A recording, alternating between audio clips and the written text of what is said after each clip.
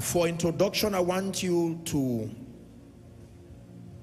take note of this, that what makes men powerful in this kingdom as leaders, especially in the ministry, one of the foundational reasons for the greatness of men in this kingdom is the message that is given to them.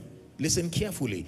The value of a man of God, the value of a ministry, the value of any spiritual platform, among many others, is measured in the kind and the quality of the message that has been given to them, and how intentional they are in dispensing that message. In this kingdom, what gives power to men is the message above and beyond the person. Hallelujah. Praise the name of the Lord.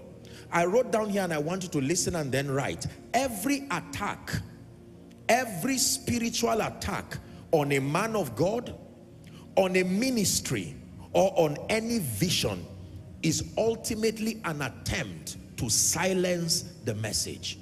Every spiritual attack on a man of God, on a ministry, or on a vision is ultimately intended to silence the message.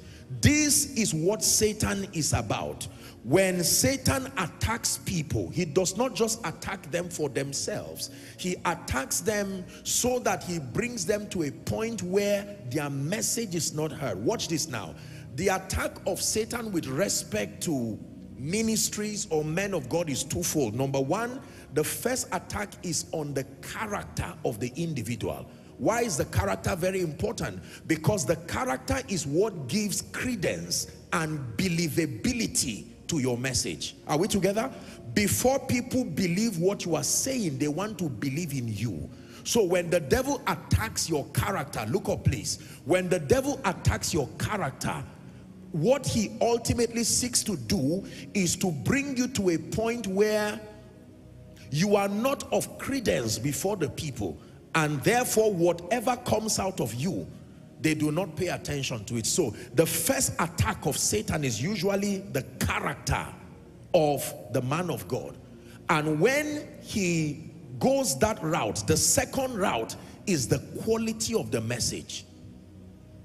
These two things, the character of the man of God and the message.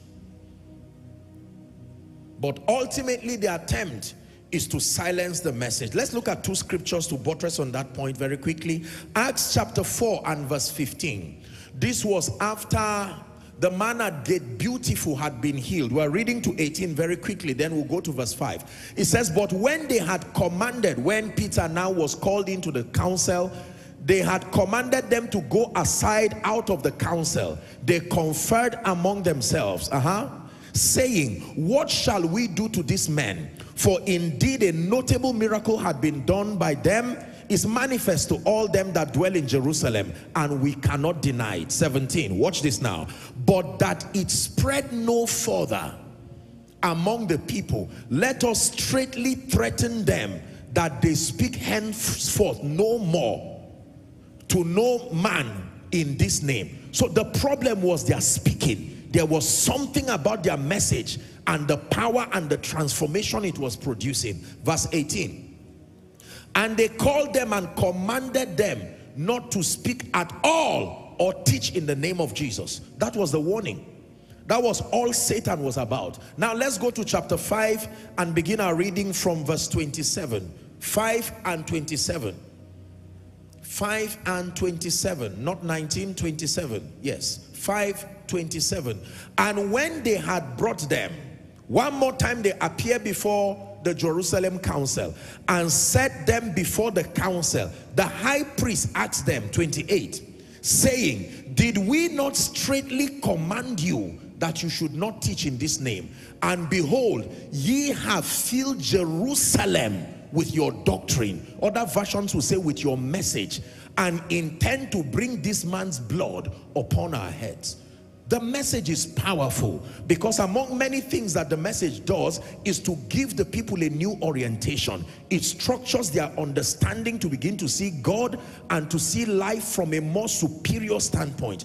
And these guys were threatened by the message.